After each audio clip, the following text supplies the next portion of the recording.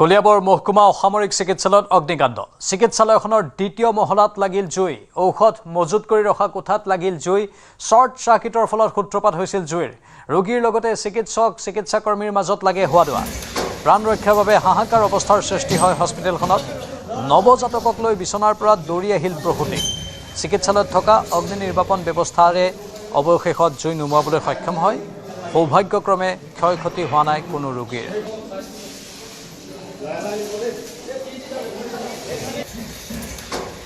কি হৈছিলে ভালকৈতো ক'ব নোৱাৰোঁ গৈছে বুলি গম পাওঁ আৰু কিবা শ্বৰ্টকাট হৈছে চাগে আপোনালোকে বাহিৰলৈ ওলাই আহিলে অঁ আমি